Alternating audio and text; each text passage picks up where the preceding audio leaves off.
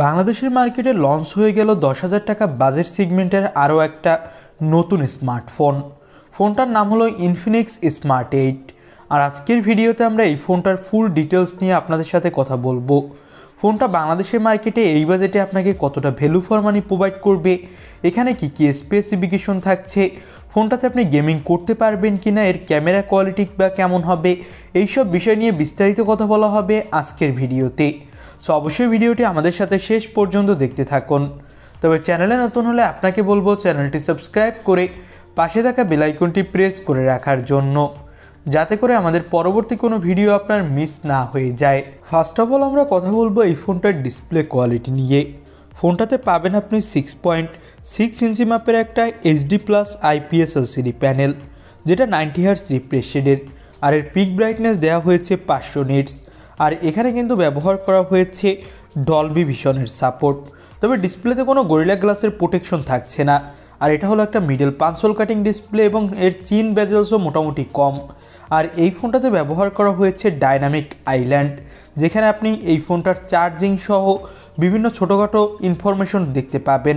এবার আমরা কথা বলবো ফোনটার লুক ডিজাইন নিয়ে। ব্যাক প্যানেলে ফোনটাতে ব্যবহার করা হয়েছে ডুয়েল ক্যামেরা সেটআপ। আর এই ফোনটাতে দেওয়া হয়েছে ব্যাক প্যানেলে পলিকার্বনেটের body. Side mounted fingerprint sensor এখানে আপনি পেয়ে যাবেন। আর মার্কেটে ফোনটা পাওয়া যাবে দুইটা কালার ভেরিয়েন্টে, এবং এখানে থাকছে USB Type-C পোর্ট এবং 3.5 মিলিমিটারের অডিও জ্যাক। আর এই ফোনটাতে পাওয়ার হিসেবে ব্যবহার করা হয়েছে ইউনিসকের T606 প্রসেসর, যেটা 12 ন্যানোমিটার আর্কিটেক্টের উপর বেস করে তৈরি, যার up to clock speed 1.6 GHz। এর GPU Mali G57 MP-on। Out of the box ফোনটাতে আপনি Android 13 পেয়ে যাবেন। আর মার্কেটে এই ফোনটা পাওয়া যাবে দুইটা ভেরিয়েন্টে, যার বেস ভেরিয়েন্ট 464GB আর টপ ভেরিয়েন্ট হলো 4128GB। এখানে আপনি ভালোই মাল্টিটাস্কিং করতে পারবেন, যেমন ফেসবুক ইউজ করতে পারবেন, ইউটিউব এবং বিভিন্ন ধরনের ছোটোখাটো গেম আপনি এখানে ভালোই প্লে করতে পারবেন উইদাউট এনি ল্যাগ। তবে PUBG, ফ্রি ফায়ার, S9 এইসব ধরনের গেম প্লে করতে গেলে অবশ্যই আপনি ল্যাগ পাবেন। এবং এখানে আপনাকে বলবো এই ফোনগুলো আপনি ভারী কোনো গেম খেলা অথবা ভারী কোনো এডিটের জন্য না নেওয়াই ঠিক হবে। আপনারা যদি মোটামুটি ইউজ করেন এবং ডেলি লাইফে আপনি জাস্ট ইউজ করবেন, মাল্টিটাস্কিং করবেন, তারাই এই ফোনটি দেখতে পারেন। এবার আমরা কথা বলতে যাচ্ছি এই ফোনটার ক্যামেরা কোয়ালিটি নিয়ে। 13 মেগাপিক্সেলের প্রাইমারি ক্যামেরা এখানে আপনি দেখতে পাবেন, সাথে পাবেন 0.3 মেগাপিক্সেলের একটা লেন্স। ফ্রন্টে থাকছে 8 মেগাপিক্সেলের সেলফি ক্যামেরা। ব্যাক সাইডের ক্যামেরা দিয়ে আপনি ফুল HD+ রেজুলেশনে ভিডিও রেকর্ড করতে পারবেন এই ফোনটা দিয়ে, এবং সামনের ক্যামেরা দিয়ে আপনি HD-তে ভিডিও রেকর্ড করার সাপোর্ট পেয়ে যাবেন। ফোনটাতে আপনি 5000 mAh ব্যাটারি পাবেন। আর বক্সে দেখতে পাবেন আপনি 10 ওয়াটের একটা ফাস্ট চার্জার, যেটা আমার কাছে ততটাও বেশি ভালো লাগেনি, কারণ বর্তমানে এই সময় 10 ওয়াটের ফাস্ট চার্জার দিয়ে 5000 mAh একটা ব্যাটারি চার্জ করতে আপনার অনেক বেশি সময় লেগে যাবে।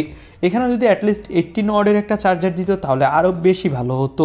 তবে বাজেট অনুযায়ী স্পেসিফিকেশন আপনি ঠিকঠাকই ধরতে পারেন। এবার আমরা এই ফোনটার প্রাইজিং নিয়ে কথা বলবো। ফোনটার বর্তমান সময় বাংলাদেশের মার্কেটে এর 464GB ভেরিয়েন্টের প্রাইস হলো 10,499 টাকা, এবং এর 4128GB ভেরিয়েন্টের প্রাইস হলো 11,499 টাকা। তো এই বাজেটে আমি আপনাকে যদি বলি তাহলে এখানে আপনি পাচ্ছেন একটা বিগ ডিসপ্লে, ভালো ডিজাইন, বিগ ব্যাটারি। ওভারঅল বিবেচনা করলে এই ফোনটা আপনি এই বাজেটে দেখতেই পারেন। তাছাড়া এখানে আপনি ভালো মাল্টিটাস্কিংও করতে পারবেন।